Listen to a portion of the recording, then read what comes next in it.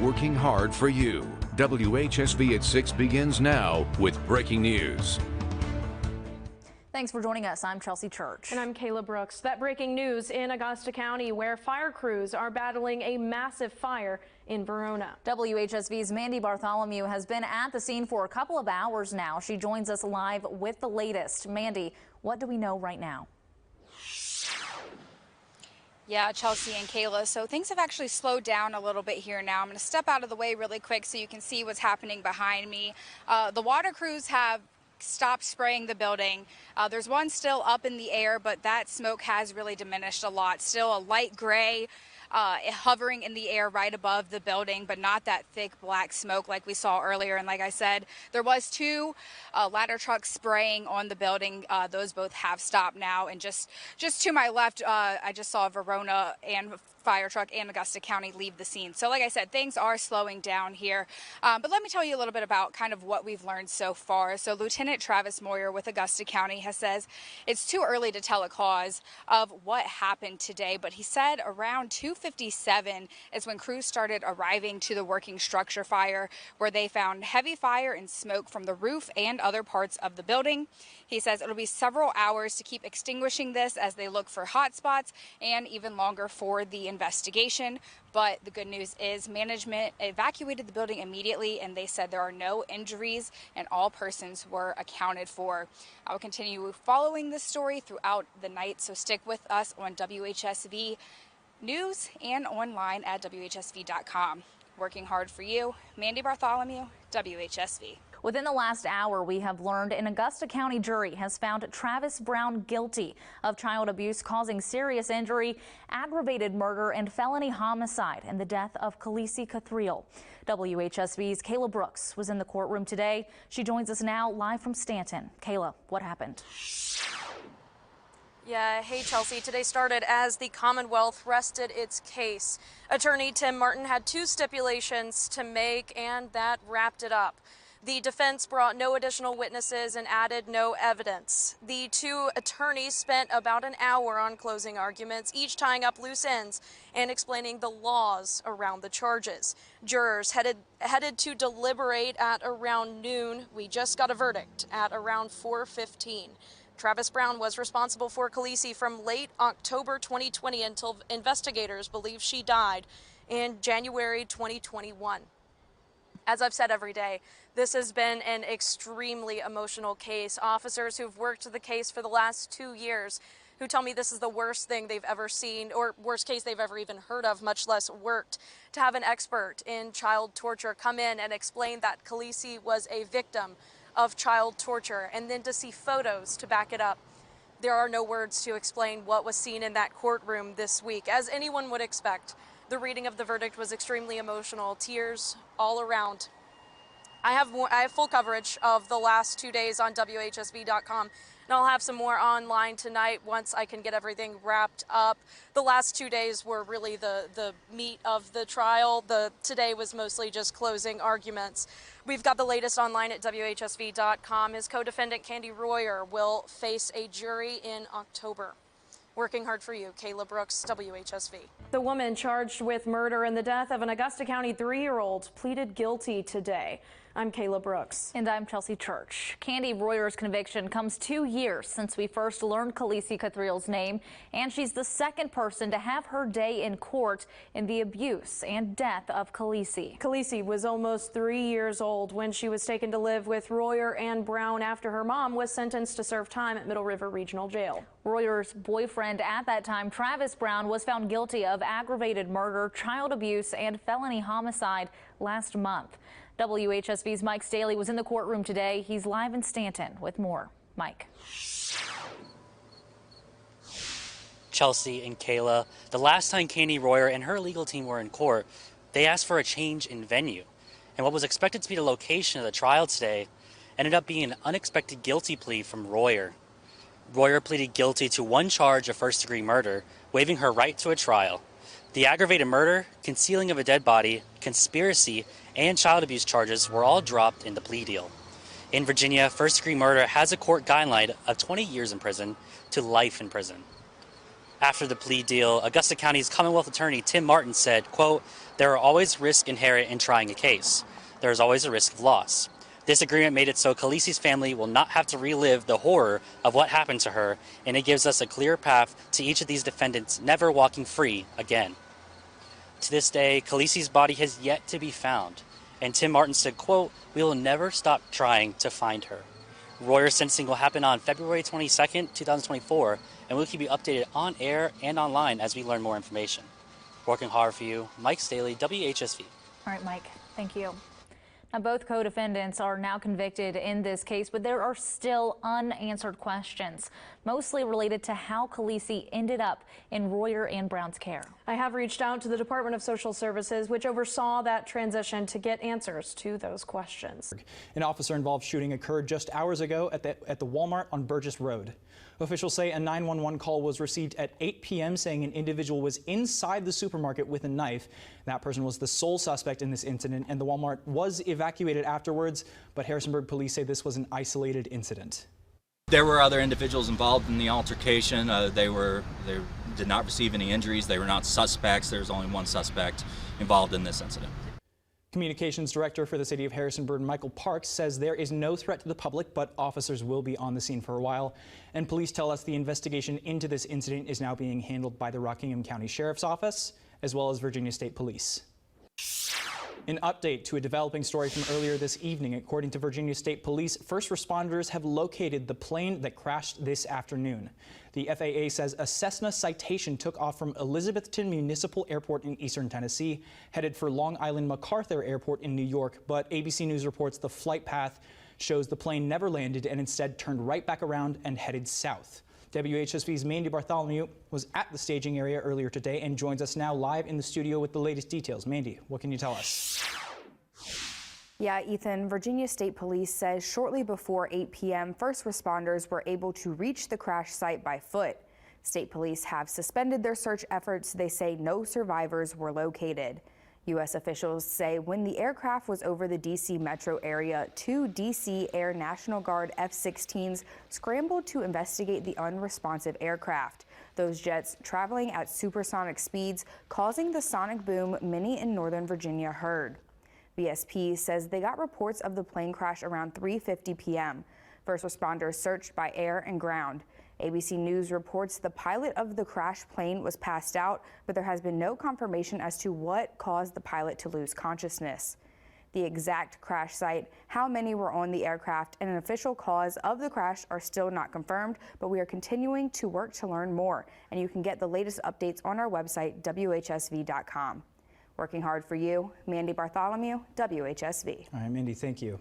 We begin tonight mourning the loss of one of our community members. A Wintergreen police officer and Valley native was shot and killed last night while on duty. Around 10 o'clock last night, police were called to Arrowwood Lane for reports of a man who assaulted 2 other men.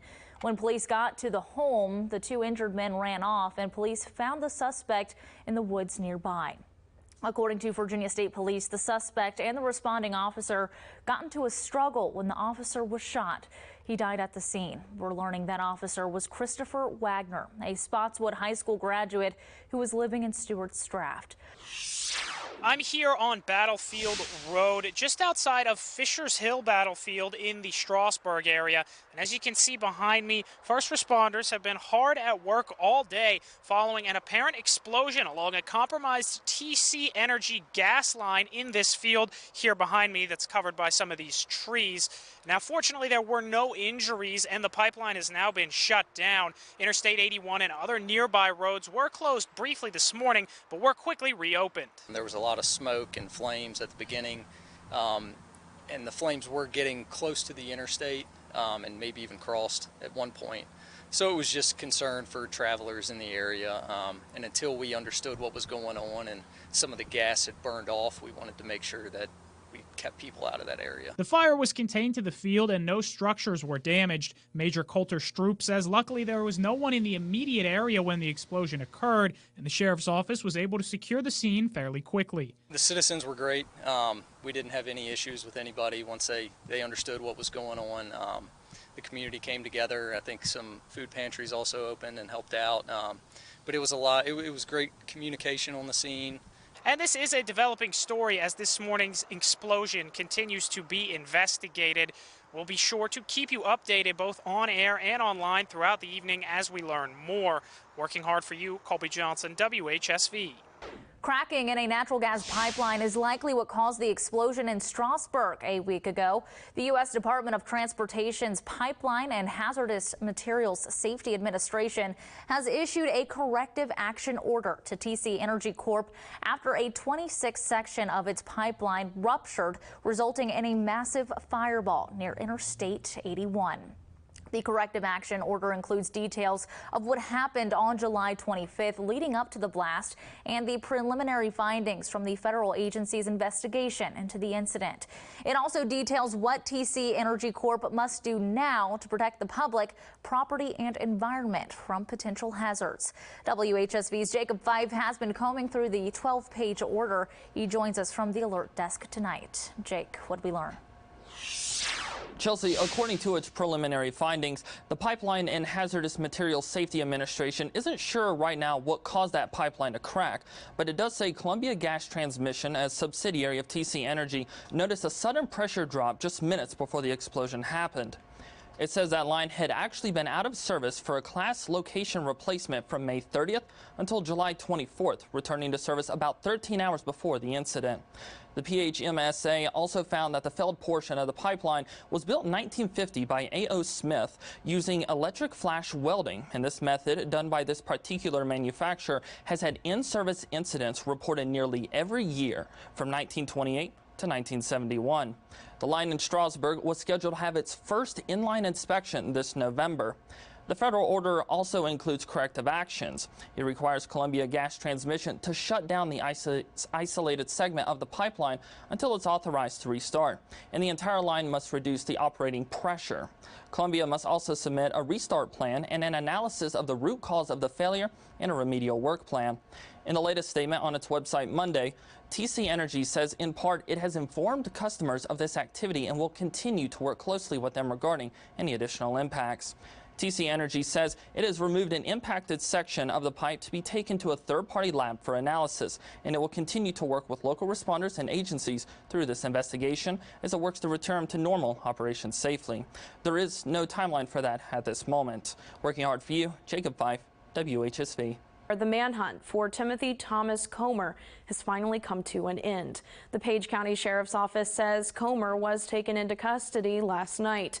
Comer was wanted in connection to the murder of a 69-year-old Gregory Lee Williams, who was found dead on June 29th on Joliet Road in Page County.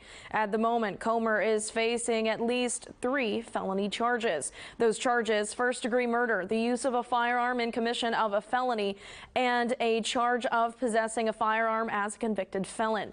WHSV's Colby Johnson talked to law enforcement today, and he has our top story at 5. Kayla, I spoke with Page County Sheriff Chad Cubbage and U.S. Marshal Tom Foster earlier today, and Cubbage told me that around yesterday evening, around 6:11, the sheriff's office received a call from a citizen who spotted Comer in the 4200 block of Joliet Road.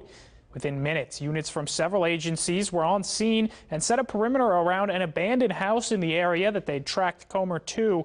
After issuing verbal commands, gas was deployed inside the house to flush Comer out. He exited the house and surrendered without incident around 9:37 p.m. and was taken into custody. We were saturating that area with police presence 24/7 to respond to any tips that we received. We were not going to leave any rock or stone unturned. If someone does a violent crime in Page County and hurts innocent people, we're not going to stop until we catch that person. It is not believed that Comer ever left the county, but the rugged terrain and web-like trail system around the area made the manhunt particularly challenging. And the investigation remains ongoing as the Sheriff's Office awaits lab results from several items it sent for forensic analysis. Sheriff Cubbage says there are still a lot of questions to be answered in this case. He thanked the community for the tips citizens offered throughout the investigation and all the other law enforcement and emergency service agencies who assisted in the manhunt. I've got more details on our website, WHSV.com.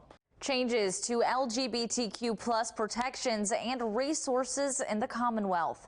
Good evening. I'm Chelsea Church. And I'm Kayla Brooks. Glad you're with us. Virginia Governor Glenn Youngkin and the Virginia Department of Education released the new model policies for schools in 2023. School officials are asked to report changes about a child's identity to families and keep families informed about their child.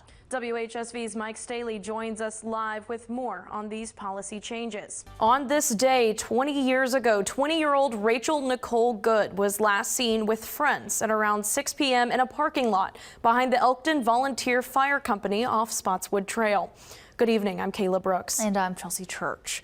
The Elkton Police Department started an investigation shortly after her disappearance, but the investigation took an unexpected turn. The lead investigator in her case, former Elkton police officer Adam Williams, eventually became the prime suspect after Rachel's family discovered the two had been romantically involved. WHSV's Colby Johnson is live in the studio with a breakdown of the case. Colby.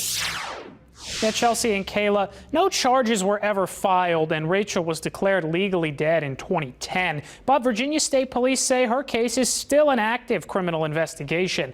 Her family is still searching for answers, and I got the chance to talk with them this week. Rachel was a social butterfly. She never met a stranger. She was very gullible. She thought everybody was her friend.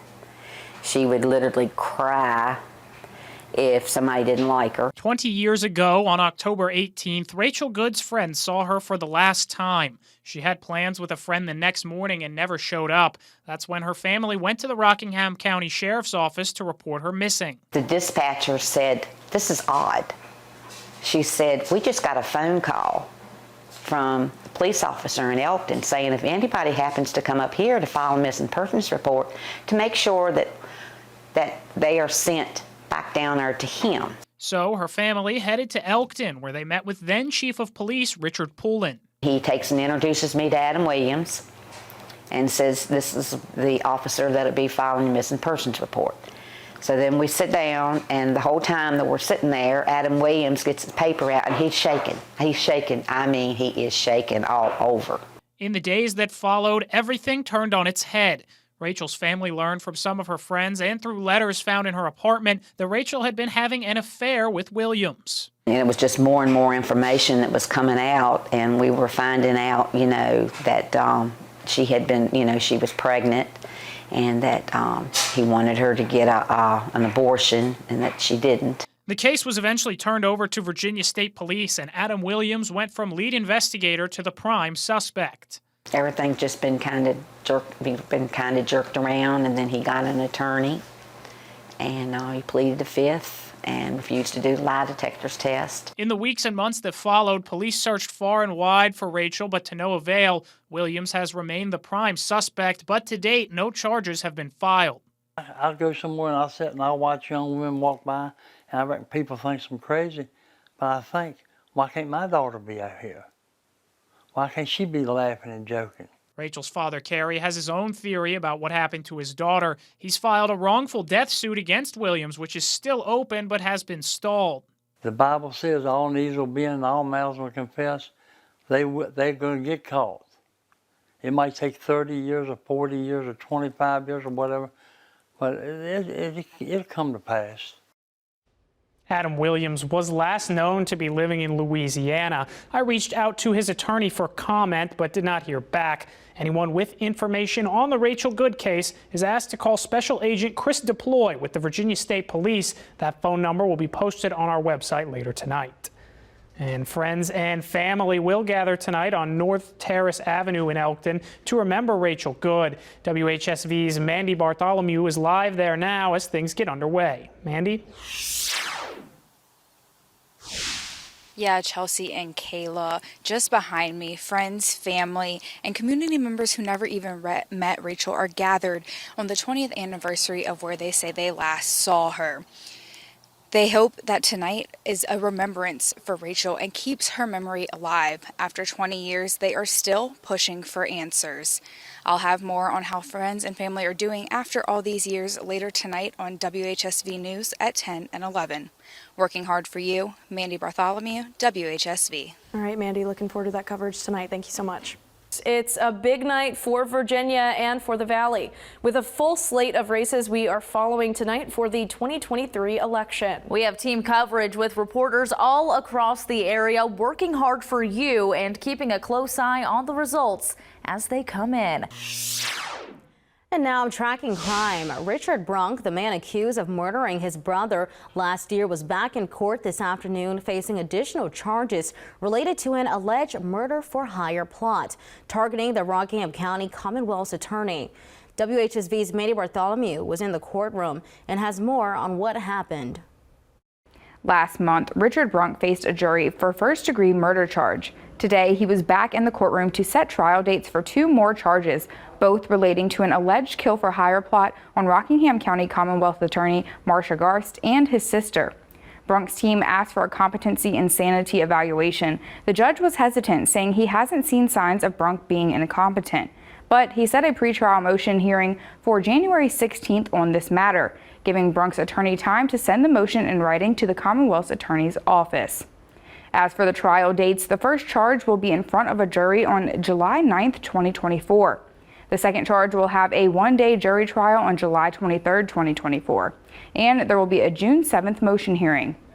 Brunk's next court date for his murder charges is April 17th. We will continue to follow this case both on air and online at WHSV.com. Working hard for you, Mandy Bartholomew, WHSV.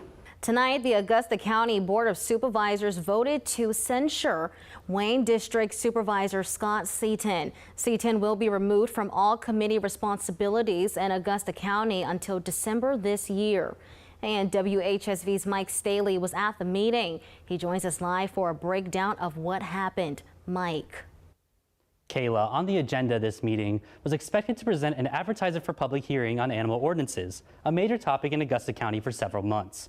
During the meeting, though, the board learned that Dr. Seaton and County Attorney James Bencala discussed the proposals. As I came on this board, you always need to count to 4 to get something done. So if it's 4 members that wants to move forward on something, we will continue to do business. So Seaton's censure will remove his responsibility in the county.